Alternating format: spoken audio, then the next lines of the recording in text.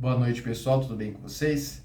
Sou o Gustavo Pazotto e sejam muito bem-vindos ao canal De Olho no Jogo. As notícias desta semana que já bombaram aí entre quinta e sexta-feira. Vamos falar sobre os resultados que ocorreram nos jogos de quinta-feira. Na sexta-feira eu não consegui estar lançando nenhum vídeo aqui no canal, mas hoje, sábado, vou estar conseguindo aí fazer uma análise sobre como foi a vitória do Corinthians sobre o Bragantino e a do Santos em cima do Mirassol. O Santos venceu por 2-1 em casa, o Corinthians venceu pelo mesmo placar, só que de virada, no estádio Nabia de Chedi.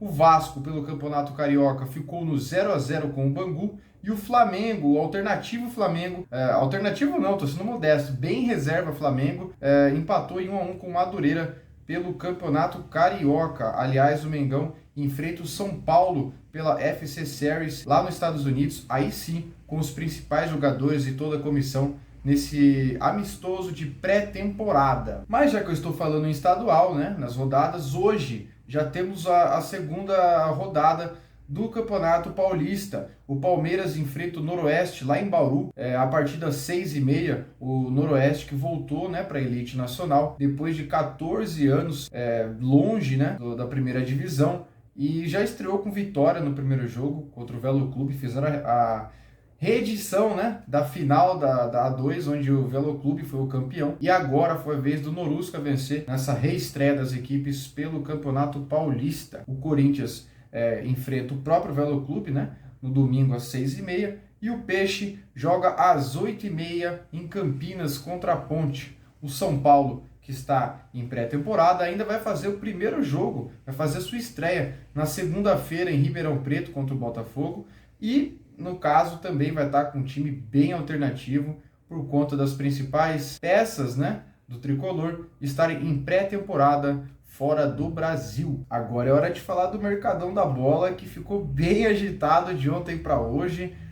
Como eu já havia falado no vídeo anterior, o Júnior Santos ele está de malas prontas para a equipe do Atlético Mineiro, o que me surpreende. O Botafogo está se desfazendo das principais estrelas dos títulos do brasileiro da Libertadores. O Júnior Santos é um caso que me surpreende. Os outros ainda a gente sabia que tinha o lance da Europa, mas o caso dele é um jogador que já tem mais idade. Eu acho que deveria ficar no Botafogo, mas o John Textor não fez nenhuma força para segurar. Deu um preço, o Atlético Mineiro se dispôs a pagar e o jogador vai desembarcar em Belo Horizonte na bagatela de 48 milhões de reais que vai custar aos cofres do Clube Mineiro por 100% dos direitos do jogador. Ainda no Botafogo, a equipe carioca vai dar sua última cartada na tentativa de contratar Bitelo, ex-Grêmio, que está no Dínamo de Moscou. A oferta do Botafogo gira em torno de 112 milhões de reais e o Fogão considera que é a última tentativa, já que enviou pelo menos mais 3 propostas, e em todas elas o clube russo está irredutível em ceder o jogador para o clube brasileiro. Já o Flamengo, né, anunciou esta semana o jogador, o atacante Juninho, de 23 anos, que estava no Karabaj do Azerbaijão. Pelo antigo clube, ele ficou 2 temporadas com um total de 80 partidas, 42 gols e 4 assistências. É um jogador que vem assim de forma desconhecida, muito diferente da postura badalada que o Flamengo adotou nos últimos anos, e vem aí para poder, pelo menos até a recuperação do Pedro, ser o homem-gol, né, do Mengão, já que o Carlinhos não conseguiu suprir essa ausência do Pedro, e o Gabigol saiu no final da temporada rumo ao Cruzeiro, inclusive já até estreou pela equipe mineira. Ainda no Flamengo, o nome falado nos últimos dias é o de Jorginho, o volante do Arsenal, ex-Chelsea também, que tem o contrato acabando no final de junho, mais ou menos, e o Flamengo não tem tanta pressa assim em fechar o negócio, porque acha que pode esperar até o meio do ano e pode ter o jogador de forma gratuita, né? Porque agora teria que ter uma compensação financeira, e eu não sei se o Arsenal vai liberar simples assim. E aí talvez a moeda que se cobre agora, o Flamengo não esteja disposto a pagar. Mas é um jogador que interessa ao Mengão e também interessa ao Palmeiras. Tudo indica ali que um desses dois clubes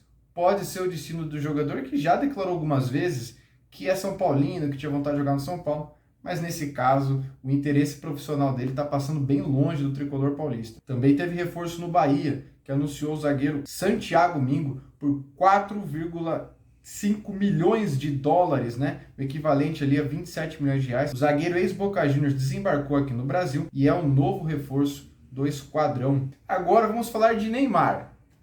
Esse assunto ele vai ficar ali entre santistas e flamenguistas. Por quê? O Neymar ele deu entrevista para o Romário essa semana no canal do YouTube e falou sobre diversos assuntos da carreira, atritos com o Mbappé, e um deles foi quando o Romário perguntou o seguinte: se você tivesse que escolher entre Santos e Flamengo hoje, para onde você iria? O Neymar começa a dar uma risada, disfarçar, fala que é uma decisão difícil, porque aí entre razão e emoção, o que fica subentendido que pelo lado racional, hoje qualquer jogador ia preferir jogar no Flamengo, né? Pela estrutura, suporte financeiro, competitividade, e o Santos pelo coração, né?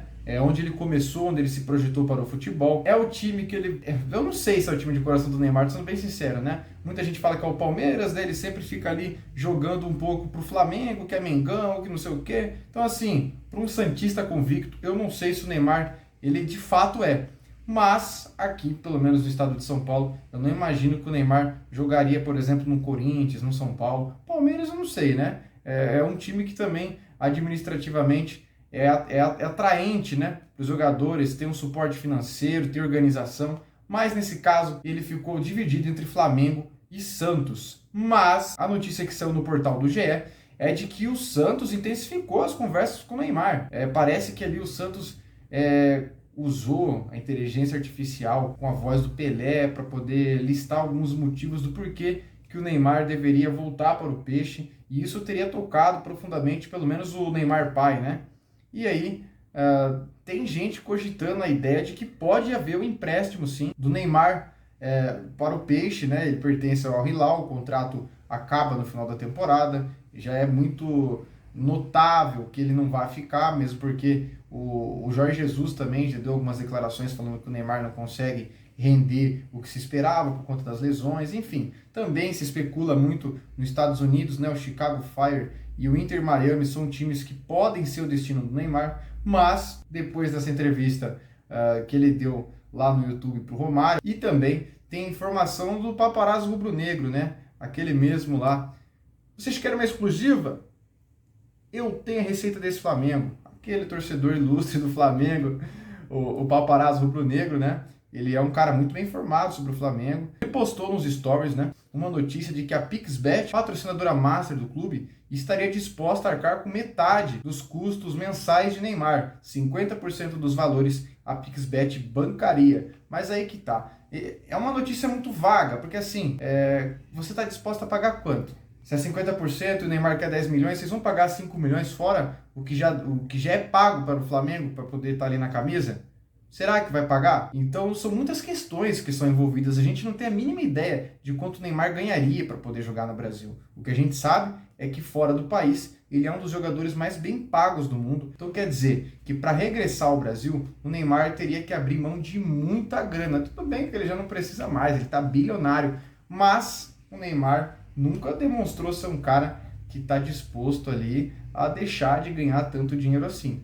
Vamos ver qual vai ser o destino do menino Ney. Agora vamos dar ali uma passada em como foi os jogos que ocorreram na quinta-feira, né? O Santos jogou em casa contra o Mirassol, venceu por 2-1, 2 gols de Guilherme. Ele fez um gol na primeira etapa e o segundo foi na etapa complementar, um golaço de falta, aliás. E o Mirassol descontou nos minutos finais com um gol de pênalti de Yuri. O Santos, assim como o Corinthians, como o Palmeiras, não fez um jogo de brilhar os olhos do torcedor, e acredito que pelas próximas 2 rodadas ainda nenhuma equipe vai demonstrar esse futebol vistoso, né? É começo de temporada, o Santos ainda é um clube que exige mais entrosamento por conta do novo treinador, novos jogadores, o retorno de outros, né? Lucas Braga, Soteldo, então vai levar um tempinho para poder ficar legal de ver, ficar redondinho o futebol das equipes, mas o Peixe fez a sua parte, como mandante venceu o Mirassol, que também é uma equipe com novos atletas, novo treinador, que é o caso do Eduardo Barroca.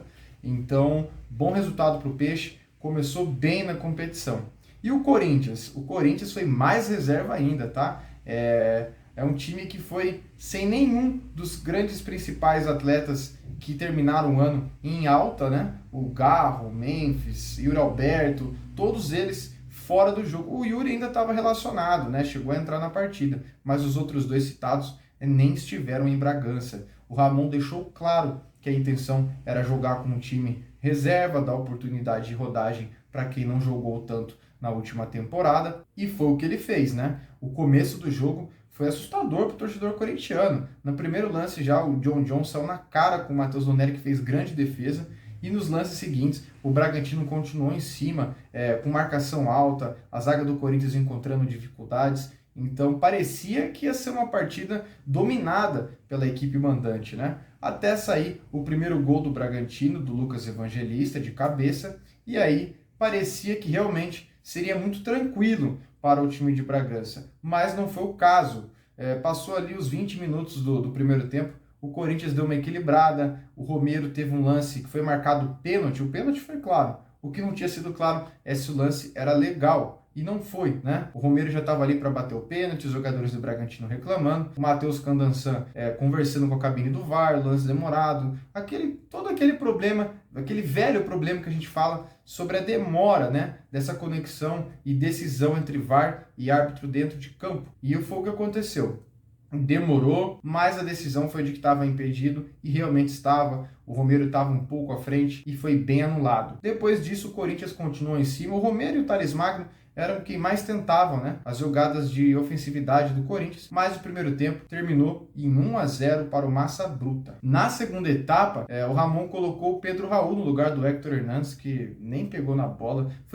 Ele foi pouco acionado, mas ele também não é muito participativo. É um jogador que ainda não mostrou para o que veio, né, o espanhol. Mas o Corinthians fez algumas mudanças na segunda etapa, e aí entrou o Yuri Alberto, entrou o Mateuzinho, que, aliás, entraram muito bem, principalmente o Mateuzinho, tá? O Yuri Alberto ainda, vou dar um puxão de orelha nele, porque ele terminou muito bem 2024, e agora nesse jogo mesmo ele teve duas chances assim claríssimas que ninguém atrapalhou ele para poder fazer o gol. Na primeira ele dominou a bola, ele tinha todo um campo para entrar dentro da área, ele tinha espaço para isso e não tinha marcação do adversário, mas ele pegou, já chutou por cima, foi um lance perdido. O segundo é mais ainda, foi dentro da pequena área, o gol todo aberto, ele chutou cruzado para fora, mas como eu falei, gente, começo de temporada, tá todo mundo ainda pegando no ritmo, então, Yuri Alberto, vamos dar um crédito para você aí, porque se isso aí acontecesse daqui 5 jogos, a torcida já poderia estar pegando no seu pé, né? Mas vamos falar dos gols do Timão. O Thales Magno recebeu, na verdade o cruzamento ia ser tirado pela zaga do Bragantino, que acabou virando uma assistência do Juninho Capixaba no pé do Thales Magno, que fez o gol de empate. Dali em diante, o Corinthians ficou em cima,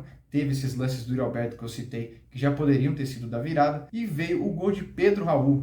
Isso mesmo, jogador que aparentemente não seria nem inscrito para o estadual, fez um gol depois de 9 meses. Ele fez o gol da vitória, deu entrevista depois falando que voltou para essa temporada com uma outra cabeça, que quer dar a volta por cima. Então, começou bem, né? É um fato. E acredito que ele tenha mais chance nesse início de temporada, onde o Ramon ainda não vai estar com o time 100% titular. Por hoje é isso, pessoal. Amanhã a gente fala mais sobre as partidas que ocorreram neste sábado. Hoje tem as rodadas, os jogos dos estaduais, e a gente vai aí ficando de olho no jogo. Bastante coisa, né, pessoal? Mas por hoje eu fico por aqui, espero que tenham gostado e até o próximo vídeo. Fui!